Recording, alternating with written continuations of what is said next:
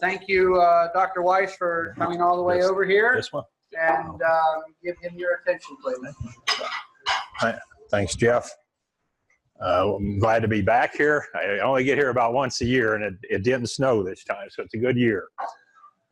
I was asked to talk about feed cost control and also milk composition. So we'll start with feed cost. It's easy to reduce feed cost. Very, very easy. Just go buy sand and feed cows.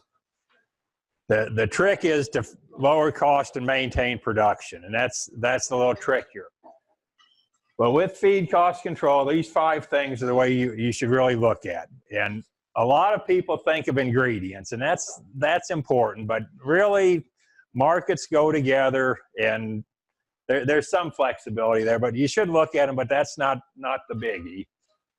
Homegrown forage, corn silage has been the cheapest feed in Ohio for over 30 years. It's still the cheapest feed. You should maximize that. Alfalfa is reasonably priced. It's not a bargain price, but it's homegrown alfalfa.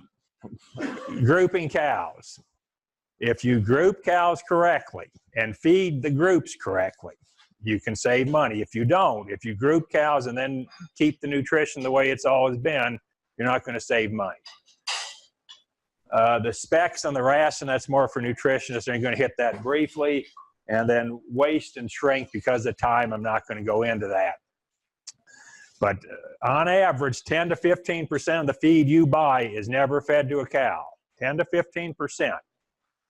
And you paid for that, but it's gone. So just think about all the ways you can reduce shrink. That's a big money maker or money saver. Okay. Ingredient selection.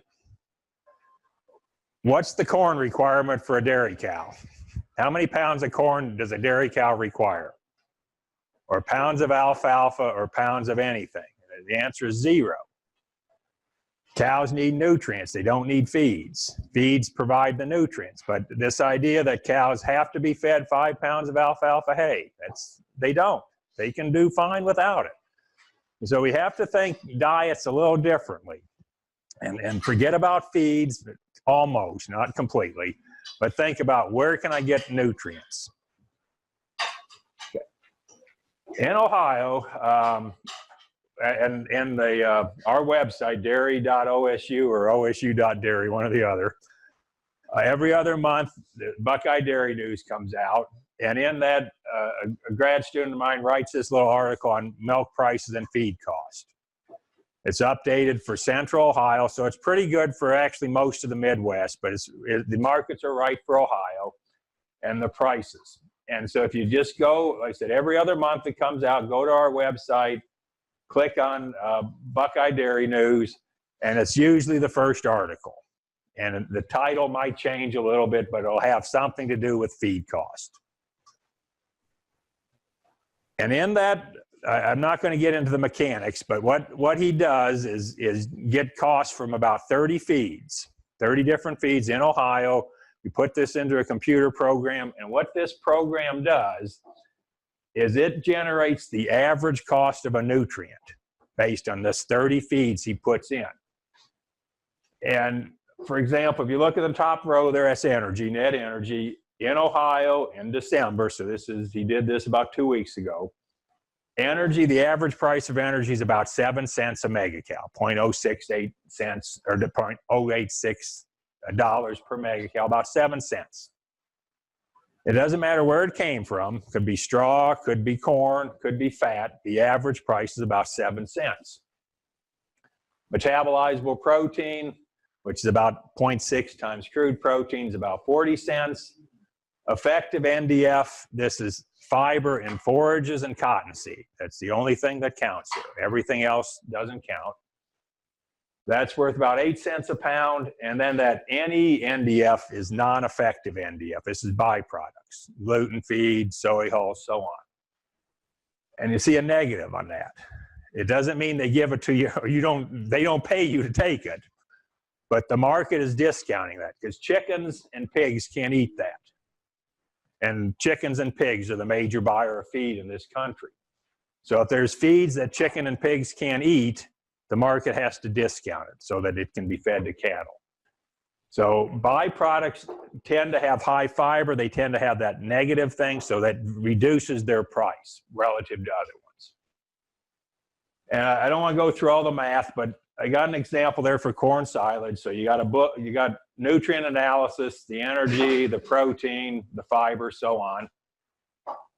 And then you can do this for, I should have changed this probably to a byproduct, but you get the composition from either a book, lab test, whatever, and you calculate the amount of nutrients per ton.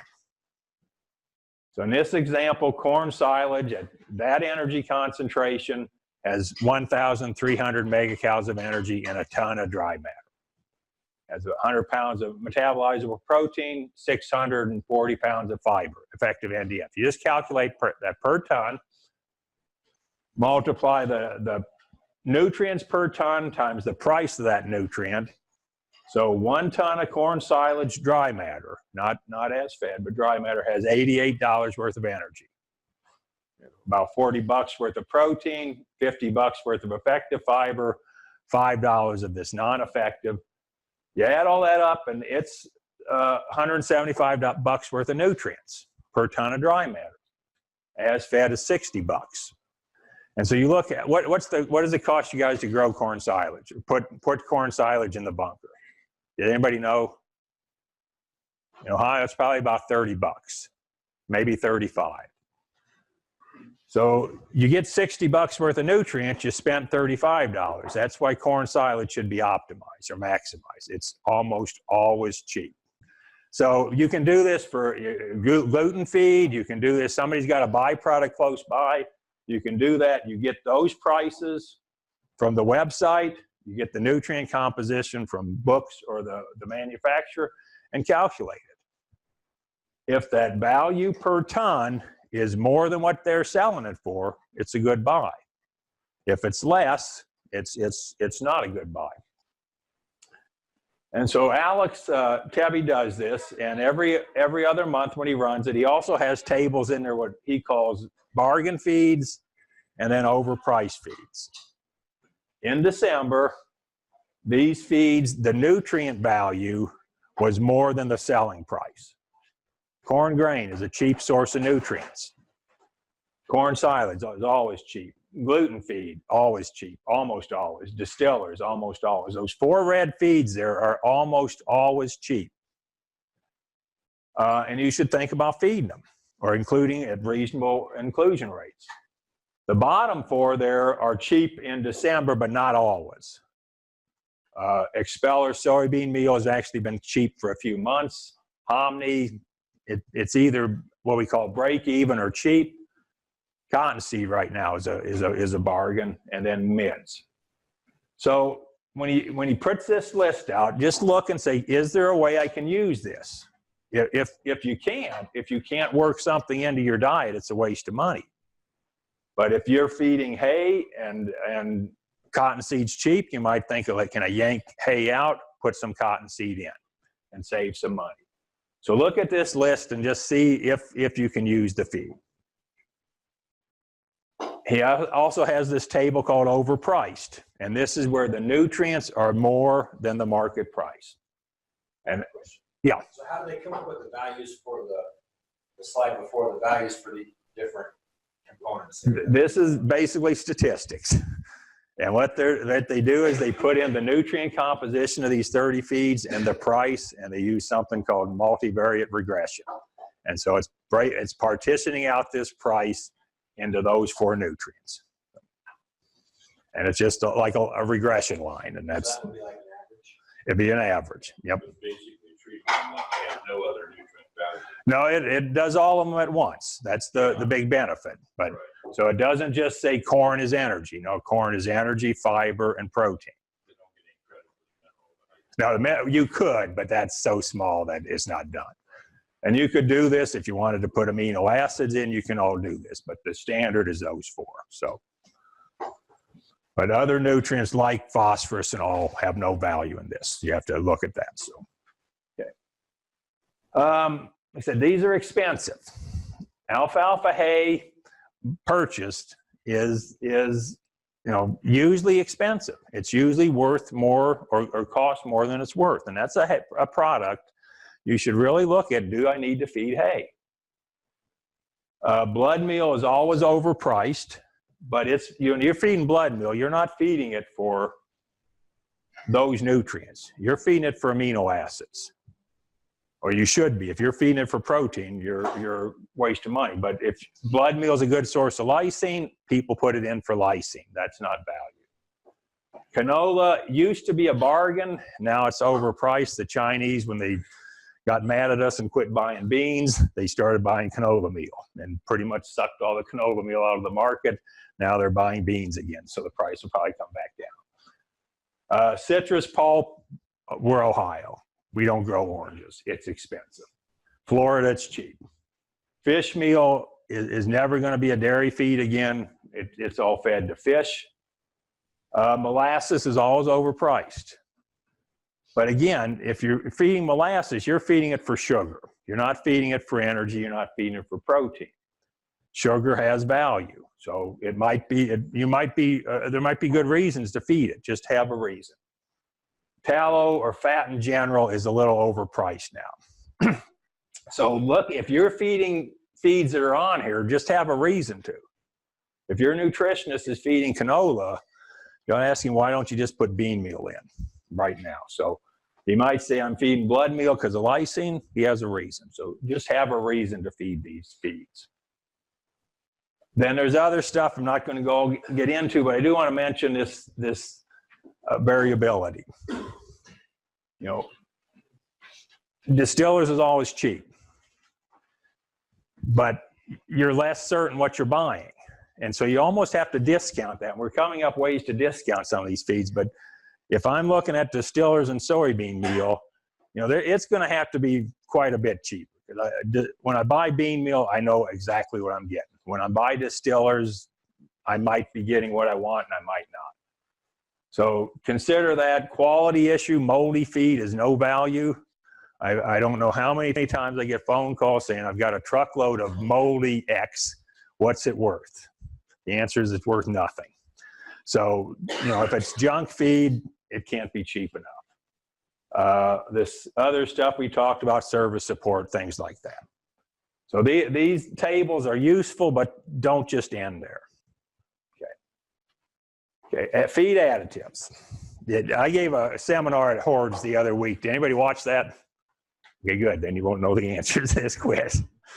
In those webinars, they want quizzes every so many slides. So I asked this poll question. This is on feed additives. And you're going to vote on this one. So I got one feed additive. It costs you $0.05 a day per cow. If it works, you will net 15 cents per cow per day, and it works three-fourths of the time. I got another one that's 30 cents, but it's going to net you 70 cents if it works. It only works a quarter of the time. Another one costs $0.10. It's going to net you only 4 cents, but it almost always works. And Mike Hutchins and I do these together, so I had to put the last one on. So if you were going to buy a feed additive, which one would you buy? That's the data they give you. Which one would you buy? How many say A, or top one?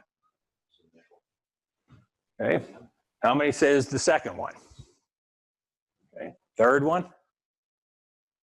And then the fourth one, we know which one's the nicest hat. This one, to me, the no-brainer is number 3. You're not going to get rich on it, but you're almost guaranteed a positive return. So why not do that? And there's some additives that the return isn't that much, but it's always there. So that one to me is a no-brainer. The other two is risk. Like that second one there, that's a huge return.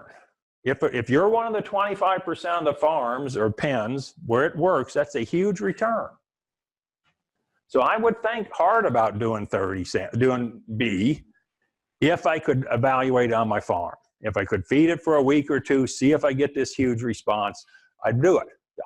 What, number 3, what additives work all the time? Monensin. Monensin on feed efficiency, it's something you will never see on the farm. It's that small, but it's a few points of efficiency Lowers feed costs a little bit, maintains production. That's one I'd say almost always works. Yeast is another one that probably fits on the top one. It works most of the time. A lot of these other ones, it doesn't mean they're no good. It just means there's just certain situations where that's where it works, and if you have other situations, it doesn't work. Choline, rumen protected choline. If I had a fresh cow pen, I'm going to feed it because it's almost guaranteed to work. If I have a one group TMR, I'm not, because 3/4 of the cows in that pen are not going to respond, but I have to feed every cow. So it's things like that. And I'd really, when a guy comes in and starts talking about this to you, this is what you ought to ask him. How often does it work? And then when do you know when it works? And can I increase my odds of it working more by either the groups? You know, some additives work better with corn silage diets than alfalfa diets. Buffers, for example. If I had high alfalfa, I wouldn't waste a dime on a buffer. High corn silage, I might. So ask them, you know, how often does it work, and do you know, or can you give me more details on when it is likely to work? Because that's the biggie. Because again, 30 cents, you spend 30 cents, but if 75% of you lose 30 cents every cow. One out of 4 makes a good bunch of money. So the top two really are in risk management. But if I'm going to have something that expensive, 30 cents a day, I want to be able to have proof it works on my farm or works for my pen of cows, whether it's milk production, whatever. Feed additives, I added up, and I probably missed some, but I tried to get every possible feed additive you could buy. And I added them up and said, what is it going to cost? It costs you $5 or $6 a day to feed a cow. If you fed every additive that is out there, you'd add about $3. So not quite doubling it, but there's a lot of feed additives. Some work great. Some are foo-foo dust. So ask for proof and ask, again, that question, how often does it work? So I already said this. So get a return on investment and how often does it work? Those two pieces of information. If I'm going to feed something, especially if it's going to be 10, 15 cents a day, I'm going to want that information. Okay. Alfalfa hay.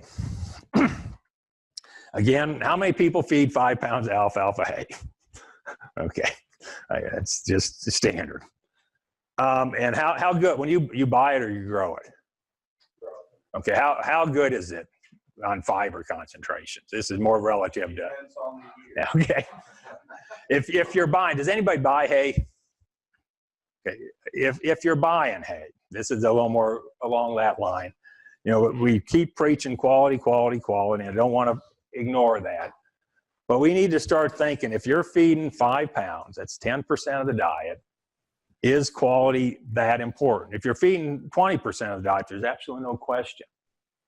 So there have been a couple studies in looking at 39% fiber versus 43, and then 53% fiber digestibility versus 50.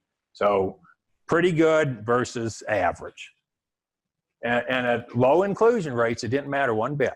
The average or a little bit below average quality did as good as the good stuff. But at higher inclusion rates, we would have expected somewhere between 3 and 4 pounds of milk from the better stuff. So again, if you're buying hay for low inclusions, don't buy junk, but you don't need to buy this prime stuff.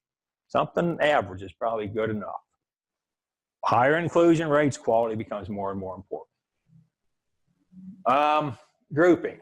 How many people group their cows here? And by grouping, I mean feeding, managing them differently as well, not just different pens, but different diets. How many do that here? Okay. How do you group? Okay. Any other grouping? Okay. Anybody else group anything different? Yeah. Okay. That's one way to reduce feed costs. Okay. The grouping, to me, the bottom one should be done almost everywhere because it's free. 2-year-olds from older cows. It's a free separation. You don't have to add one bit of cost because the diet, you can feed them out of the same mixer weight. But that's been shown consistently increase lifetime production of those cows. So that separation, you could generate a different diet if you want. But if you say my mixture isn't big enough or isn't sized correctly, I can't do it, just separate them. You still get the benefit. The other one that can save you a lot of money is fresh, a fresh group. And that's 3 weeks and less. Anything beyond that, the longer that fresh group gets, the less savings you'll experience. But if you've got a good place to house fresh cows first 3 weeks, you feed those cows really, really, really good. And it's expensive. But it's only 3 weeks. And that cost carries over for the next 300 days. Increased peaks, carryover effects. So if you have a facility that's good, separate out these fresh cows. And I'll get a little bit into diets here. This is a diet. Well, one other thing before I get into that, like these fresh cows, I talked about choline. I had a fresh group, I'd feed them. You're looking at 5 pounds of milk, up to about 50 days. So things like that, better quality forage, etc.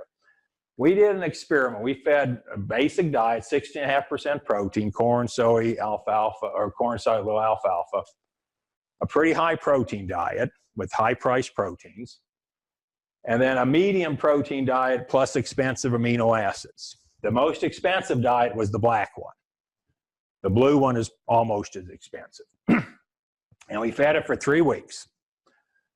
And during that 3-week period, we did get higher fat and protein from both the high protein groups. So we didn't change milk production, but we increased increased component yield during the 3-week period. After 3 weeks, we all threw them in one big diet, fed a typical high cow group, 16.5% protein, very typical diet, nothing fancy. And we kept those cows, we kept monitoring those cows for the next, through 12 weeks.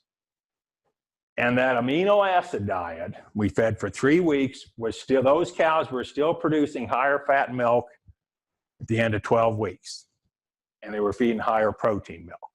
So a 3-week expensive period paid itself for the next 12 weeks or 9 weeks.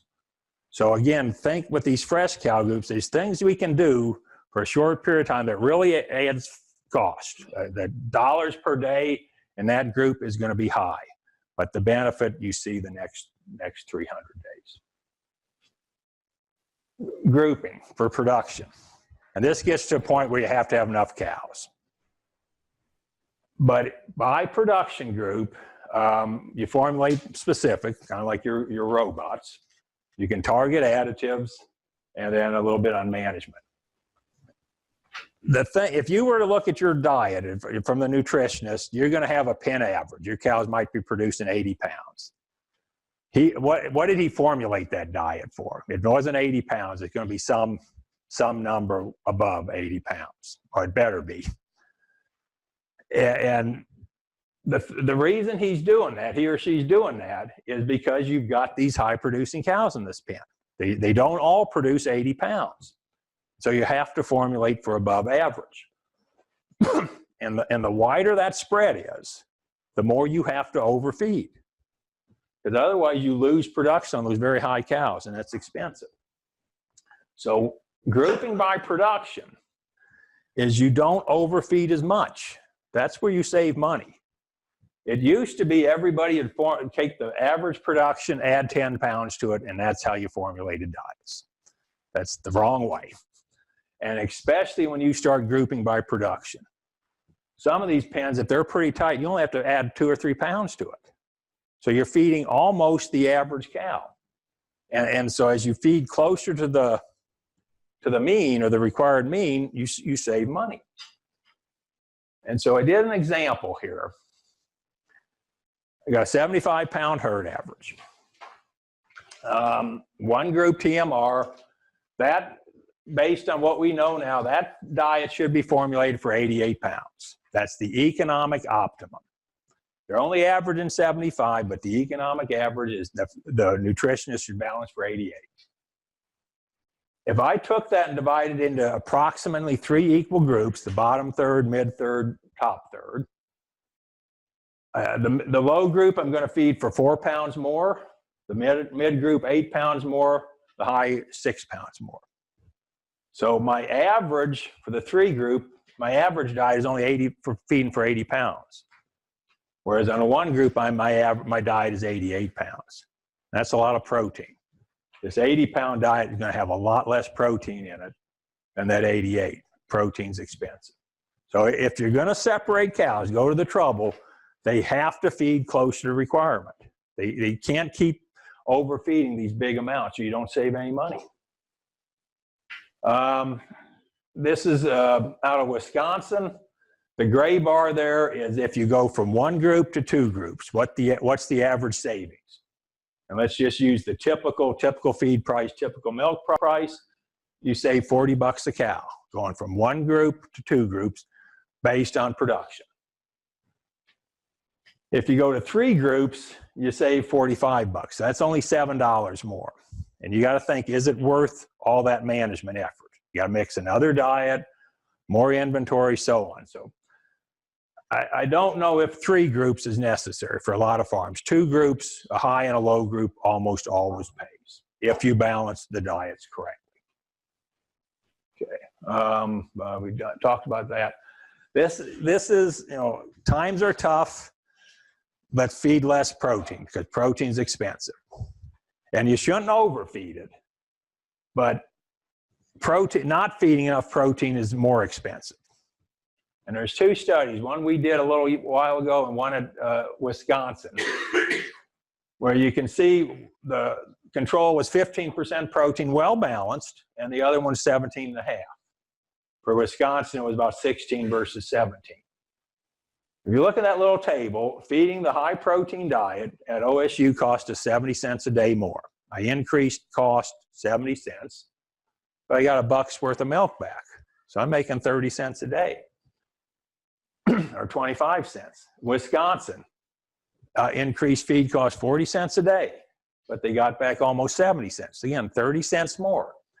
So don't overfeed, but don't underfeed either. It's always more expensive to underfeed. So look at keeping things down, but don't go too far. And this, when the milk price goes down, I get a question like this, I'd say once a week. Do I need to feed minerals and vitamins to my cows? Can I yank them out? And my answer is absolutely not. And then people, well, I did it, I'm not seeing anything. And I said, well, wait 6 months and you will. These are health issues. This isn't production. And it takes a while to deplete livers and everything else. So a study here just done pretty recently said selenium vitamin E, if you feed it, NRC is going to cost you about $35 a year per cow. That's dry cow and lactating. And if you take that out, what you expect to see, or if you feed it, leave it in, this is backwards, but selenium vitamin E reduces cell count, reduces clinical mastitis, reduces meat metritis, improves reproduction. And we would expect if you pull those 2 nutrients out, you're going to lose $190. You save 35, and on health and reproduction losses, you're going to spend 190. So don't. It's again, you're not going to see it in the milk tank for a while, but you will see that effect. Don't go overboard. People overfeed this stuff like crazy. Feed the requirements. Save money that way. Don't take it all out. Weigh-backs, I'm not going to go into this. I'm sure everybody gets hordes. There's a good article on that. Keep weigh-backs tight. That's wasted feed, but not too tight. If you can feed as soon as the bunk's empty or within an hour or 2 after a feed bunk's empty, you can feed to zero refusal. But if you can only feed once a day because of labor requirements, you got to have a few percent left at the end of the day. But this was a good little article. Okay, wrap up, cost-effective feeds, feed additives. Forage is still, these higher forage diets within reason generally are cheaper. And so growing high quality forage is the easiest way. Talk to your nutritionist. I didn't get into shrink. Okay. Questions on this?